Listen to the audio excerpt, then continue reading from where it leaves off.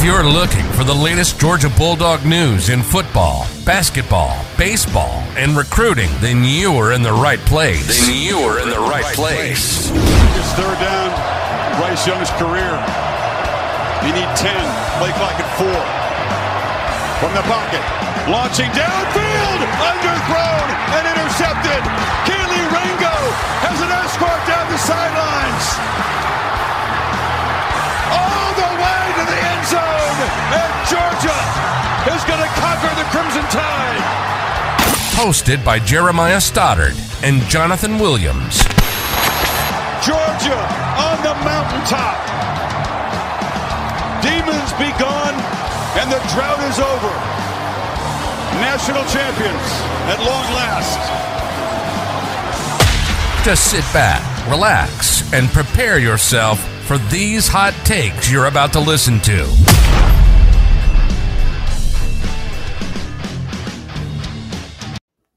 All right, welcome back to another episode of the Classic City Sports Podcast. As always, Jeremiah Stoddard and Jonathan Williams, thank you guys for being here in the comments already. Make sure you hit that like and subscribe button if you haven't already for us as well. We are working towards 500 subscribers. We're only a few away, so try to help us get up that way. Just a quick shout out to everybody. Our last video did really well as well to end the year. You know, a lot of Georgia fans could have been discouraged about not making the playoffs in the season that we've had so far, but you guys are still showing out. So show out one more time for us this year on this episode right here as well. As we talk about the Orange Bowl, Georgia absolutely dismantled Florida State yesterday, and we're feeling pretty good about it. It was a good way to finish the season. You go, 12-1 on the year, or I'm sorry, 13-1 on the year. And it feels pretty good. How about you, Jonathan? Well, yeah, of course it feels pretty good. You go 13-1. Your only loss was by 3 points, and you just didn't happen to make the playoff. But ended the season on the right note. Outside of Brock Bowers and Amarius Mims not playing, both due to probably being banged up a little bit from the season, and we both know what's in store for them next, even though they haven't officially – well, Amarius Mims has actually officially announced that he's going to the NFL draft already. Brock Bowers, still haven't heard anything from him yet, but – both of those guys are future first-round picks. So outside of that, everybody played. Kamari Lassiter played. Kirby Smart shared that he got a first- and second-round grade. Kirby Smart said he probably shouldn't play. Kamari said that he wanted to play, said he could not just sit on the sidelines and watch it happen, said he wanted to play, wanted to be out there with his teammates. So, just a good final game overall.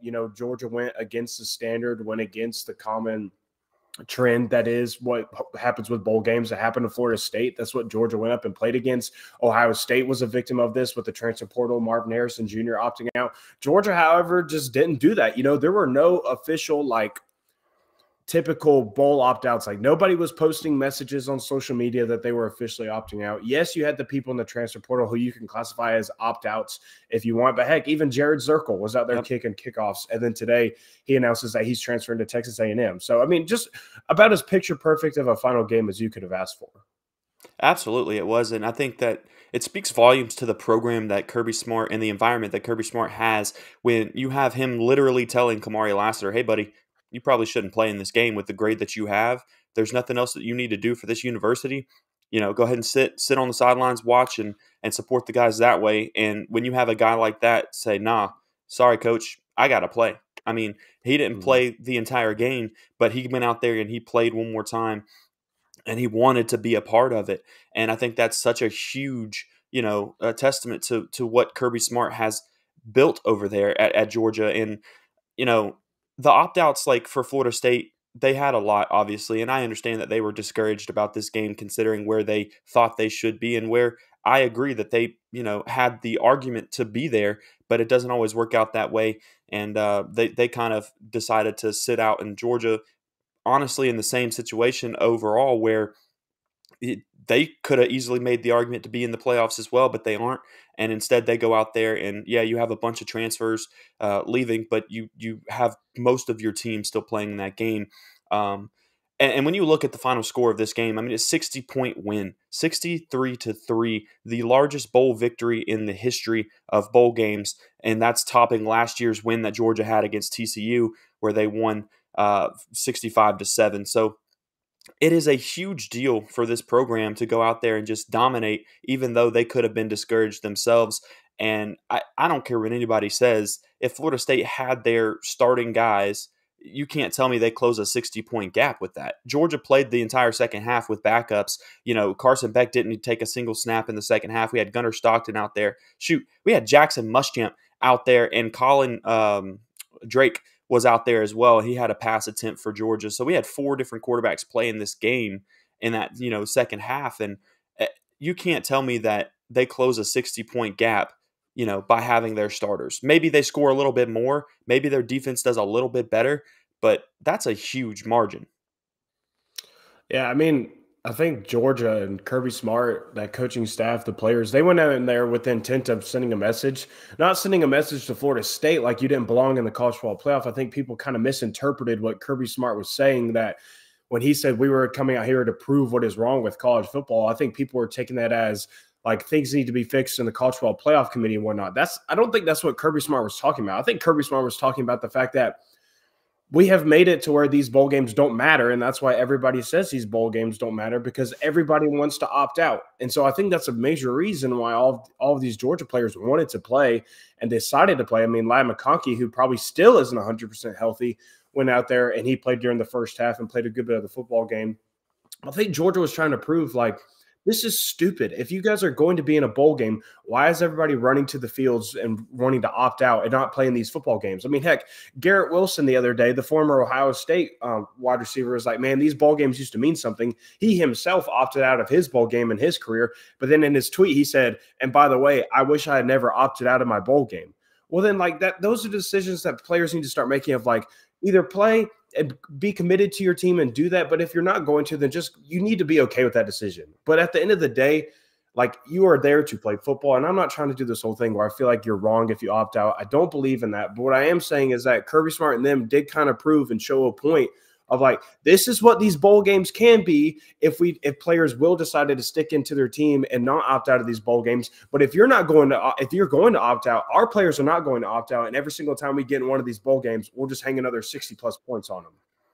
Yeah, and I think it kind of goes back to a point that was made to me was I think Georgia, going back to the Texas Sugar Bowl a few years ago, where Georgia had those opt-outs, they had stuff happen, and then, the whole kind of thought process for Georgia was different in that game. Well, since then, you haven't had that situation. And I know Georgia's been in the playoffs and Georgia was in national championship stuff, but this year shows that he has changed that mentality there, where these players want to. Going back to what we just said about Kamari, he was told, hey, buddy, you should probably not play, but he wanted to play anyways. And so that just tells you the environment that they have built over there. And to clarify for you on this, because I know how you feel about, like, opt-outs, if you're going to do it, like, we understand it. It's you're making business decisions, whether or not you're a first, second round pick, or maybe a day 3 guy that is just trying to make a roster. You have a valid reason to say that you want to make sure you don't go out there and get hurt, because even if you are a day 3 guy, if you go get hurt, guess what? You might not get drafted now. Now your whole career could be changed because of it. Or if you're a first-round guy, maybe you get hurt and it's a bad injury and you fall to the second, third round and you lose a whole lot of money for it. I get it. But it just shows you that you can still do it, right? You can still go out there and have a good game and play it clean. And like I said, with Kamari, he didn't play the whole game. And that's the coaching staff right there taking control and saying, hey, buddy, I know you want to play, but we'll let you play some. But we're not going to let you go out there for 4 quarters. Shoot, the whole team didn't play for 4 quarters anyways. Everybody got on that, field by the time it was over. And it's a fun thing to sit back and watch as a Georgia fan, to say it still matters to them. Kirby Smart made this game matter, and he proved a point. He proved that, we weren't going to sit back and let Florida State stay in this game. We weren't going to, I know they had a lot of opt-outs. Sucks for them. We're not doing that, and we're going to score, and we want to score enough that we can get everybody on this field, because this game does give us a chance to see guys that will play meaningful games and meaningful snaps next year. So give you a chance to actually evaluate them in a real game situation, rather than waiting for, the spring game to come around and practices and fall camps and spring camp. You got a chance to actually see some of these young guys get out there and make a difference. And it was really fun to watch. Yeah, it was fun to watch. Watching Will Muschamp scramble for a first down, and then or Jackson Muschamp, sorry, Jackson Yeah. Muschamp scramble for the first down, and then the camera immediately panning to Will Muschamp on the sidelines, giving the first down signal and being all hyped up for his son. That's a really cool moment. I saw a video that Stetson Bennett posted on his Instagram of him and his family reacting to Luke Bennett catching a pass at the end of the game. Like, those things are just cool. And I know that happens in bowl games only, but the fact that they could do that, the fact that you were up by 60 points that late in the game, I think Georgia went into that game with that type of mindset. I know it kind of got shared, that Brooks shared on his little message board, that he contacted some people on the staff. And they're like, yeah, they basically want to beat these guys into an oblivion, so much so that we can play every single player on the roster during this game. That's exactly what they did. I mean, every single person got on that freaking football field and in some capacity got to make some sort of play, it seemed like. So, like I said, I mean, that was just a picture-perfect ending to the season. Couldn't have asked for anything better. And then, of course, moving into today, the bad news, the sad news, those things, reality starts to hit in that, it sucks too, because watching the Orange Bowl, you're not thinking about man, that's the last time I'm going to watch Javon Bullard make a tackle, or that's the last time I'm going to watch Kamari Lassiter rep the G on this field. You don't think about those things in those moments, especially for guys like Javon Bullard, where you think that maybe he could come back. And then this morning you wake up and it's Javon Bullard officially declared for the NFL draft. You're like, the heck, it's over. You get home from watching the Orange Bowl and you're like, it's freaking over. I got to wait till April again, all over for all of this. It happens in the blink of an eye. You're aware of those things are coming to an end, but until it officially happens, then it's reality sits in and man, it is going to be just a different team next year. Listen, and going back to what you just said about Will Muschamp too, when they panned to him, he was celebrating, but the whole team just started jumping on him and giving high fives. They were so excited for him, for Jackson as well. It was such a cool thing to watch in that aspect of it. And then going back to what you were just talking about with, it's the last time you get to see these guys like Javon. And one that really sticks out to me, and we knew it was coming because we knew he wasn't going to be playing next year, was Kendall Milton. And just getting to see him the past few weeks of this season, the last couple games, really come out, and he's clearly healthy, and he's a very different player when he's been healthy versus his entire career where he's been hurt every single year and not really able to show you what he could do. And at the end of the season this year, he's fully healthy and just absolutely running with his hair on fire and trying to just run through people, make people miss. He's somebody that I'm gonna actually miss a lot, because I look back at it and go, dang, if he would have come back for one more year and could have been healthy for a full season, how crazy could he go? How crazy could his stat line be? How much could he do? And then you look at the game overall. Georgia almost scored 70 points. We were sitting there watching the game going, come on, put up one more touchdown with 5 minutes left. But obviously at that point they were running the ball and doing it. But they were running the ball so effectively in this game. They ran for 372 yards in this game and threw the ball for 301 yards.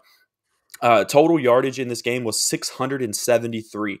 That is astronomical. That's insane to think about how much they did in this game, even though this whole second half was backups from top to bottom of this roster. Essentially, it was fun to watch some of the new guys, but like you said, when you're sitting there now in retrospect, going, "Dang, Bullard's gone." Reality starts to set in, and it's something that we've talked about on here before. Was when the season was wrapping up, it was the SEC championship game. I was like, the season's been going for 3.5 months.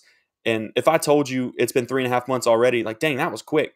But if I tell you, hey, the season doesn't start for 3.5 more months, you're going, dang, that's a long time, and it's going to draw out. But as the season starts, it goes by so fast. That's why we always sit here and say, enjoy the games that you get to watch Georgia play during the season. I know things didn't quite end the way you wanted them to, with a playoff opportunity and a national championship run like everybody wanted Georgia to do for the third time in a row. That's hard to do. But sit back, even at this point, and go 29 wins in a row, 3 undefeated seasons in a row, regular seasons, and 50, I think it was 50 wins for the senior class. Yeah, 50, right on the dot. It's 50 wins exactly for the senior class, most winning class of Georgia history. And it goes back to the crazy thing when you think about that includes the 2020 season, where it was a shortened season and Georgia lost a few games that year. And then after that, they just turned on another gear and just went crazy. 2 straight national championships, 3 straight undefeated regular seasons. This is still, even though you're not in the playoffs right now, this is the best time to be a Georgia fan because moving forward, you get a 12-team playoff. Georgia's in there every single time, and it's going to be helpful for Georgia next year because that schedule, that regular season schedule with road games against Texas, Ole Miss, and Alabama, it's a tough stretch. That 12-team playoff is going to give you the opportunity, even if you drop one or two of those games, which I don't know that I think they can win, 2 to 3 of those games potentially, especially with Carson being back and this offense going to look a little different. But I'm excited about next year as well. Yeah.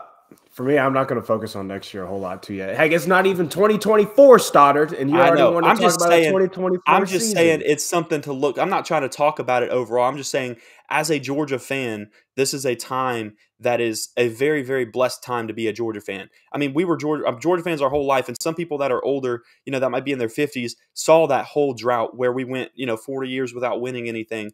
And now, I know this season feels kind of like a letdown, but it only feels like a letdown because of how much you've done over the past 2 seasons. This team was still special this year. This team could have had an argument to be one of the best 4 teams in college football this year as well. And it's a great time. I mean, yeah, the senior class this year won 50 games. I can only imagine what the mark is going to be reached next season for that senior class. So, yeah. I mean, as it's kind of been this trend of like every single senior class that Kirby Smart has had, it's like, oh, new record, most winning class ever in Georgia football history. And it's been that way for the last several years now. And you just keep building and building and building and building up the mark. But eventually it's got to get capped out. Next year's class might be the one that finally caps it out. And it's like, all right, I don't know that we're ever going. I mean, three regular seasons in a row where you go undefeated. I don't know that you're going to get that again from another class, especially considering how the schedules are going to continue to look. But yeah, I mean, so obviously we just talked about Javon Bullard announcing his NFL declaration. Amarius Mims joined him. And then also Kamari Lassiter. He also announced that he's going to be going to the NFL draft. Interesting because, there for a while, Kamari Lassiter and Javon Bullard were doing the thing on social media where it was like, oh, you want to go back? Like, oh, I'll return if you do. And like doing the whole thing of like, I do believe in my heart that I think there was a moment between both of those guys where they did want to come back and that they really thought about it. I mean, anytime anyone asked Javon Bullard about it, it was like, don't want to talk about it. Like, I don't even want to think about it. I just want to play in the Orange Bowl. I want to focus on playing with my teammates.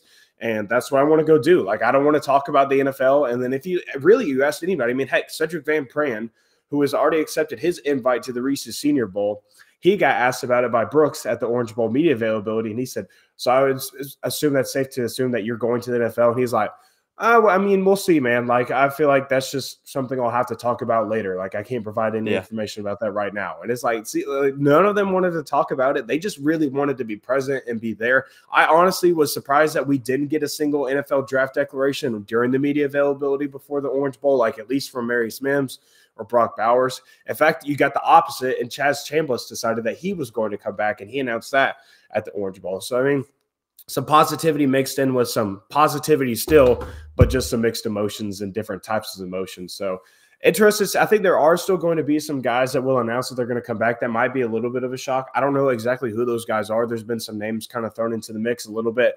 Just have to be patient. But it seems like these things are starting to roll in a little bit.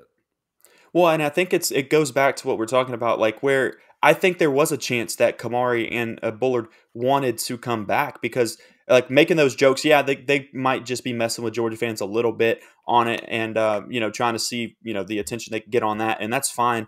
But going back to the fact that Kamari wanted to play in this game, even though Kirby was telling him not to play, I really feel like some of these guys that are going to declare for the NFL draft are being told, man, you need to go. Like, I understand you want to be here, and we would love to have you. Don't take it the wrong way, but you got to go. Like, this is your time. You've done what you can for this university. It's time for you to go do something for yourself. And I think some of these guys actually had to be convinced that it's time for them to go to that next level, even though they might have wanted to come back. And that's what I focus on when I see stuff like Kamari and Bullard messing with each other on social media, where they might have both been told that, hey, buddy, you might want to come back, but you can go make some money in the NFL at this point. You've done what you can do at the University of Georgia. I don't know that coming back next year is going to improve that for you. It's time for you to take that next step and go be great. And I think that's what Kirby especially with Kamari wanting to play. I think he was probably told that, hey, you got a first and second round grade. It's time to go, buddy. I love you, but you got to go. You're not going to get better than that. Yeah, and I thought that there was out of all the players, and I consistently said this. I said out of all the defensive players remaining that still haven't really made a decision or haven't announced anything, I said I think Javon would be the one to return if there were to be one to return. But I also think that, and Brooks brought this up on our show, and I thought it was a tremendous point of, Javon Bullard is not going to go to the NFL Combine and light up the measurements or anything like that. He's going to undermeasure everybody else. That's going to be the knock against him, that he's not tall enough. He doesn't have enough weight to play safety in the NFL, this and that and whatnot. And he's probably not going to light the world on fire in his 40-yard time or anything like that. But he has the tape. And he has 3 full seasons of tape at the University of Georgia, and it's great tape. But even on top of that, one thing that Javon will have that a lot of other safeties don't have, he played 3-4 years of college clean. I mean, that dude didn't have a significant injury, not a single time in his entire career. For someone that is undersized and for someone that isn't going to go light the combine on fire probably, that is huge for him to go in there and say, like, yeah, I have no flags on me. Like, the only injury that I can even recall from his career is earlier this season. He was around the Auburn game, he was banged up a little bit. And that's when we had to play Dan Jackson and David Daniel Sisavon. But outside of that, 22 was out there. 22 was healthy. 22 was never missing time. And so for him to be able to say that, I think that also enhances his decision to say, I probably should go to the NFL because I'm one more season away in college to where, oh, dang, I just rolled my ankle. Well, now that's a flag on my NFL Combine rep or whatever, So, like, that's a huge deal for someone like Javon. I think he's definitely going to be one of those mid-round pickups, maybe even a little bit earlier than that. But we'll have to see. I think it's ultimately right decision for him. He's so freaking good, so freaking talented. And he was a 3-star coming out of high school. For you to get to this point, I feel like you can't risk it anymore. Definitely got to go to the league. Yeah. And going back to him being injured like that, I think there was a time last year where there was conversations about him being a little banged up, but he never missed time. Like, even though he was, a little banged up, a little bruised, playing physical football. So, yeah, you're going to get bruised and dinged up. That goes back to what SVP was saying when Brooks interviewed him as well, was like, hey, man, you've got 44 consecutive starts at center for Georgia or, on this offensive line for Georgia.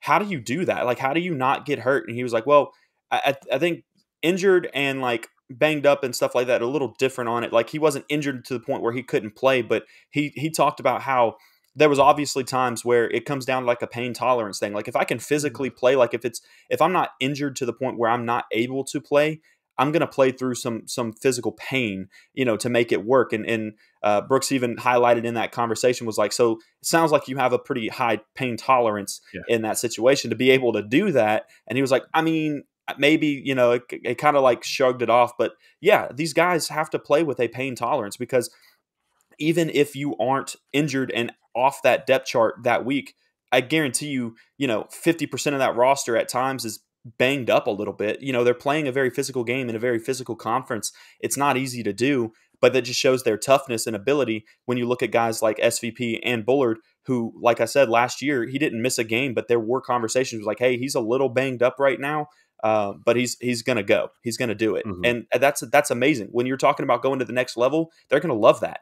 Absolutely going to love that. And one thing about Bullard that I always watched with him over the past few seasons was, yeah, maybe he's not gonna blow away the combine, but he absolutely played with anticipation. He was in the right spots all the time. He would read something before anybody else could see what was coming, and he just has that. It's a mental side of the game that's very important. And like you said, when NFL teams get to see him do that on tape for 3 years, where he really didn't miss any time, somebody's going to fall in love with the kid and take him. And he's going to have a good career. I'm excited to see what he does at the next level.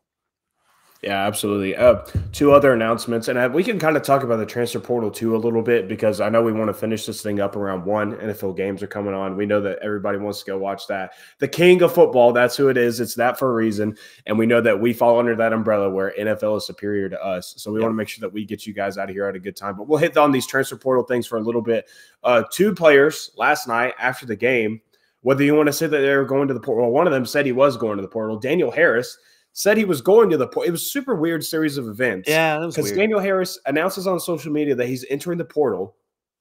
Orange Bowl media availability week. Kirby Smart says, well, no, he has not officially entered the portal because you have to go through this whole process and you have to do these certain steps. Daniel Harris has not done that, so he's not in the portal. So it's like, So he said he's entering the portal, but he's not officially in the portal. And then after the Orange Bowl, after playing a fantastic game, Daniel Harris announces on Twitter that, oh, I'm coming back. I'm not leaving. And then right after that, Julian Humphrey tweets out the same video, the Wolf of Wall Street. I'm not effing leaving, that type of thing. Yeah. Julian Humphrey does the same thing, tweets that. Whether you want to say Julian Humphrey was going in the portal, I don't know, but he felt like he needed to tweet that. So he made it aware himself that he was staying.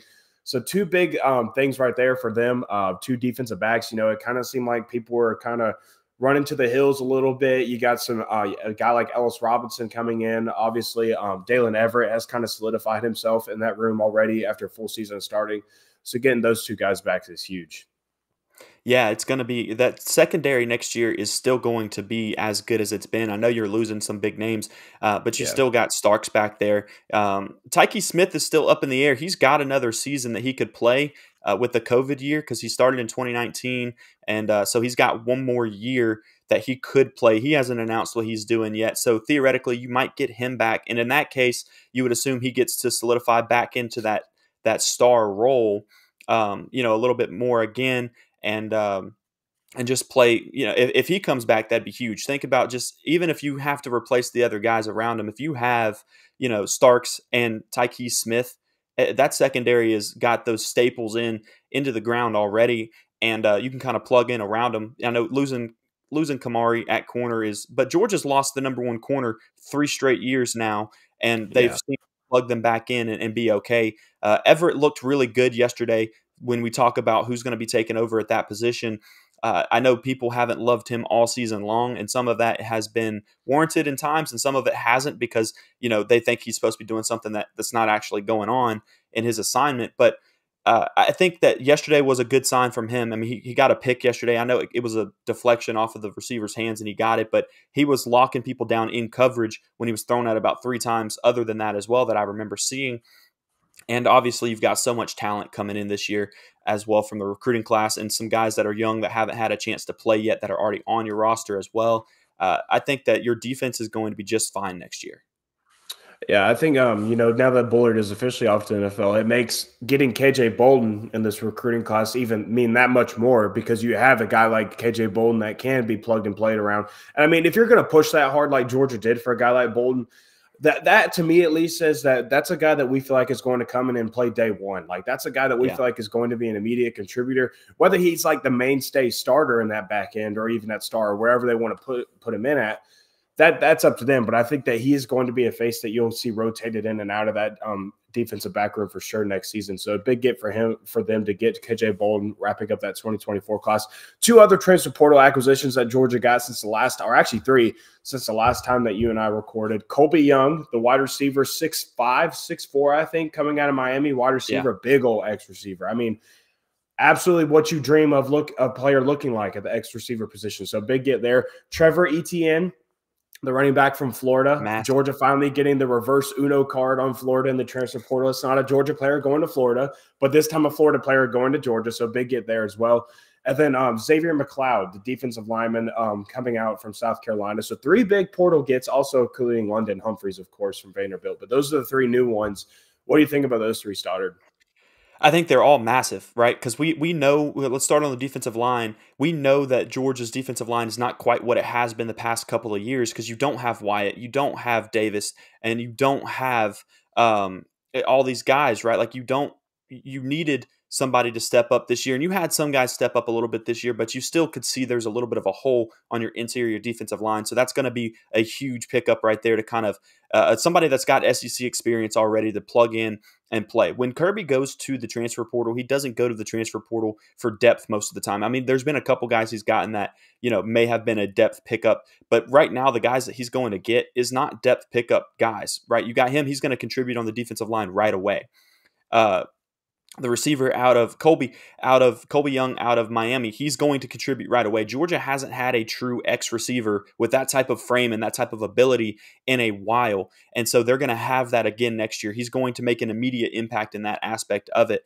And then even going back to London Humphreys, he's going to have an immediate impact as well. He's 6'3", about 185, 190, somewhere in that range, and he's a burner. So he's not necessarily your big X receiver, but he's going to be a slot guy or something like that, and he's going to burn and run past people and have that frame if you want to throw him up a 50-50 ball, he can go up and get it as well. I think the biggest pickup for me is going to be Trevor Etienne because, like you said, back and forth, Georgia's lost some guys to them, but Georgia's never lost like big contributors. Like the big names that you know is like Brenton Cox, he didn't really do anything over at Florida when he went there. Jalen Kimber, he just transferred out of Florida again, I believe, as well. So they hadn't gotten like a big name from you yet. But Trevor Etienne was a starter for them. Trevor Etienne is going to come in and be an immediate impact frontline guy for that running back room that you're now losing. I guess we assume Dajon Edwards. We haven't heard anything official about him, but I would say I expect him to not be there next year. We know Kendall Milton's not going to be there next year. So having that guy come in with the experience, we got a lot of talent in that running back room, but they are young guys. And so having somebody that's got the experience, got the abilities that you can put in there immediately and make an impact, I think that's probably the biggest pickup for me was Trevor. Yeah, I mean, you have 3 freshmen coming in, but then at the same time, you lose Dajon, you lose Kendall, and then also Andrew Paul came back this year off of an ACL tear, so he's still continuing to get a little bit more comfortable with himself. Branson Robinson is still battling back from injury. I mean, there's word that he may not even be healthy at the start of next season because, I mean, that was such a rough injury on himself, especially on the lower body for a running back like him. Like, that's going to be a tough injury for him to come back from. And then you have Roderick Robinson, who looked phenomenal yesterday, but it was a true freshman this year, going into his second next year. So more than anything, I mean, Trevor Etienne is going to buy you some time. He's going to buy you some immediate depth, immediate contribution to that running back room, and he's just explosive. I mean, he's going to make some big plays for you. Got to get some things cleaned up in the pass protection, but outside of that, I mean, it's a big pickup for the running back room because, again, it just buys you time with everybody else in that room. It definitely buys you time with those 3 freshmen. You're probably not going to have to throw them into the fire immediately, not a single one of them. So you can really just let them build into their career for the entire first season. Of course, they'll probably get some reps inside of the games. You got to get those guys some touches at some point. But, I mean, Trevor Etienne, Roderick Robinson, and Andrew Paul maybe, if Branson Robinson isn't healthy. That's a great 3 trio right there that you'll have for next season moving forward. So massive, massive pickup for them in the portal. Yeah, it's something that you can't look over. And talking about Roderick Robinson in the chat right now, he is a big boy. I mean, he is 240 pounds as a running back, but he's quick though. Like it's not like he's running slow because he's 240 pounds. He's just a bowling ball out there that's just like running through people and then still making people miss, even though he is 240 pounds. It's so impressive. The outlook that I have on him is so high right now, especially with the other guys being so banged up at times. It gives him a chance to jump in there and make an impact next season as well. And but with Trevor being added to the mix, it just makes you feel a lot more comfortable about that room when you have Dajon Edwards and Kendall Milton leaving. It makes me feel a lot better. And then you look at the offense as a whole and you say, all right, well, the receiver position is going to be just fine next year, even though I mean, we got 2 transfers last year, 2 transfers this year, and then you've got some, young guys coming in as well, or have been in the past 2 years that are on the roster. And then you've got Carson Beck coming back next year. Obviously you're losing some pieces on your offensive line, but you've got plenty of bodies there to plug and play because that's the beauty of what Georgia's been doing for the past 5 years. They've recruited so well that you see these big name guys leave and you're like, dang, that's going to suck. That's going to be hard to replace. And then you've got somebody right behind them that can come in and do the same thing. Maybe not quite as great at first because they're young, they're freshmen, they're sophomore, versus these seniors like SVP leaving, from center position. That center position is so important too. So having a guy like that is definitely going to be missing, but somebody's going to step up and do it again because you've got confidence that Georgia has stacked those recruiting classes up enough to give that to you. Yeah, absolutely. I mean, already building up the roster for next season. The roster's already looking pretty nice. Of course, Carson Beck coming back is the biggest highlight so far.